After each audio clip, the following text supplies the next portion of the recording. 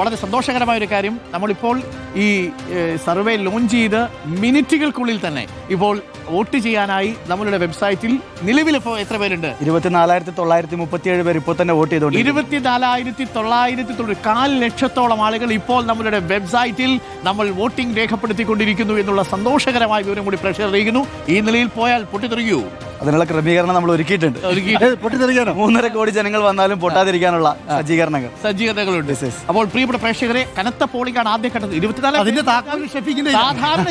സാധാരണ രീതിയിൽ ഒരു സർവേ കേരളത്തിൽ നമ്മൾ ഇതുവരെ കണ്ടതിൽ വെച്ച് ഏറ്റവും കൂടുതൽ സർവേ സാമ്പിളുകൾ ഉപയോഗിച്ചത്, ഞാൻ മറ്റൊരു ചാനലായിരിക്കുമ്പോൾ ഈ 27,000 സാമ്പിളിംഗ് ആണ് നമ്മൾ ഉപയോഗിച്ചത്. ഓൾമോസ്റ്റ് സെൻസസ് പോലെയായിരുന്നു നമ്മളത് ഉപയോഗിച്ചത്.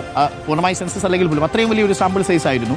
ഇപ്പോൾ ഈ നിമിഷം വോട്ട് ചെയ്തുകൊണ്ടിരിക്കുന്നത് 24,000 എന്ന് പറഞ്ഞാൽ ഇപ്പോൾ തന്നെ 1,00,000 ആളുകൾ വോട്ട് ചെയ്യുന്നു എന്നുള്ള വിവരമാണ് നമുക്ക് ലഭിക്കുന്നത്. അതിന്റെ അർത്ഥം ഒരു നല്ല നിലയിലുള്ള പോളിംഗ് നമുക്ക് പ്രതീക്ഷിക്കാം എന്നുള്ളതാണ്. ചില കണക്കുകളും ഫലങ്ങളും ഇതിനകം തന്നെ വന്നിട്ടുണ്ട്, പ്രത്യേകിച്ച് MLA-മാരുടെ കാര്യത്തിൽ. പക്ഷെ നമ്മളിത് ഇപ്പൊ പുറത്തു വിടുന്നില്ല, അല്ലേ? പുറത്ത് വിട്ടുകൂടല്ലോ, ഇപ്പൊ പുറത്ത് വിട്ടുകൂടാ. അറിയാൻ പറ്റും കേട്ടോ, എല്ലാവർക്കും MLA-ക്ക് എത്ര റേറ്റിംഗ് കിട്ടി അറിയാൻ കഴിയും. അല്ല, ജിജ്ഞാസ ഉള്ളവർക്ക് സൈറ്റിൽ പോയി കാണാം. നമ്മളായിട്ടത് കാണിക്കുന്നില്ല. പക്ഷേ പ്രിയപ്പെട്ട പ്രേക്ഷകർ, ഇത് എപ്പോൾ വേണമെങ്കിലും മാറാം, കൂടാം, കുറയാം, ഇതൊക്കെ സംഭവിക്കാം, വരുന്നതിനനുസരിച്ച് മാറാം. അതുകൊണ്ട് ഈ നിമിഷത്തിൽ നിങ്ങൾക്ക് അനുകൂലമായ ഒരു സ്ക്രീൻഷോട്ട് എടുത്ത് ദയവ് ചെയ്ത് പ്രചരിപ്പിക്കരുത് എന്നുകൂടി ഞങ്ങൾ പ്രേക്ഷകരോട് അഭ്യർത്ഥിക്കുന്നു.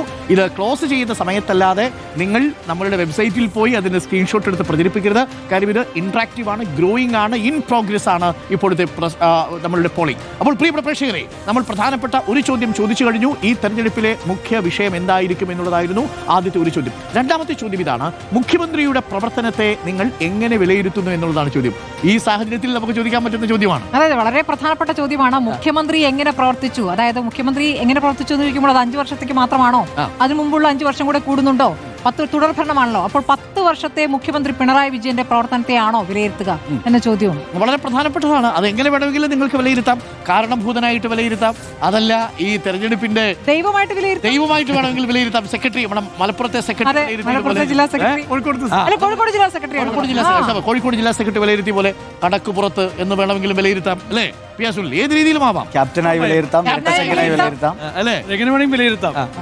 ഒരു സർക്കാരിന്റെ ക്യാപ്റ്റൻ അല്ലേ? അതെ, നമ്മൾ ക്യാപ്റ്റനെ എങ്ങനെ വിലയിരുത്തണമെന്ന് ജനങ്ങൾ തീരുമാനിക്കും.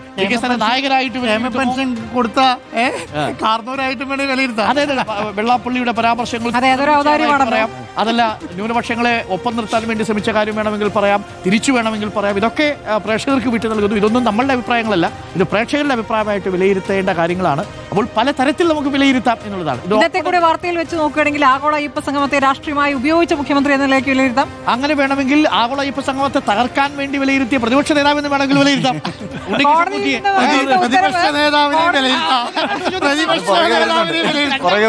പ്രേക്ഷകർ മുഖ്യമന്ത്രി മാത്രമല്ല പ്രതിപക്ഷ നേതാവിന്റെ പ്രവർത്തനത്തെയും എങ്ങനെ വിലയിരുത്താം എന്നൊരു ചോദ്യം. അവിടെയും ഇതേ കാര്യം ഉറപ്പായിട്ടും പ്രതിപക്ഷ നേതാവ് രാഷ്ട്രീയമായി എങ്ങനെയൊക്കെ പ്രതികരിച്ചിരിക്കുന്നു, ജനങ്ങളെ ബാധിക്കുന്ന എത്ര വിഷയങ്ങൾ കൃത്യമായി പ്രതികരിച്ചിരിക്കുന്നു, എത്ര കാര്യങ്ങളിൽ പ്രതിപക്ഷം സമരത്തിന് ഇറങ്ങിയിരിക്കുന്നതും പ്രതിപക്ഷ നേതാവിനെ വിലയിരുത്തുന്ന വിഷയമാണ്. അതെ, പ്രതിപക്ഷ നേതാവിന്റെ വെറും പബ്ലിസിറ്റി ഇൻട്രസ്റ്റ് ആയിട്ടുള്ള പ്രതിഷേധങ്ങളായിരുന്നു, അതല്ല പ്രതിപക്ഷ നേതാവ് പ്രവർത്തിച്ചത് ജനങ്ങൾക്ക് വേണ്ടി തന്നെയായിരുന്നു തുടങ്ങിയ കാര്യങ്ങളൊക്കെ പ്രേക്ഷകരാണ് വിലയിരുത്തേണ്ടത്. ഇത് പെരുന്നയിൽ പോയാൽ റിസൾട്ട് വരും, അല്ലേ? മലപ്പുറത്ത് പോയാൽ വേറെ റിസൾട്ട് വരും, വേറെ അർത്ഥത്തിൽ, അല്ലേ?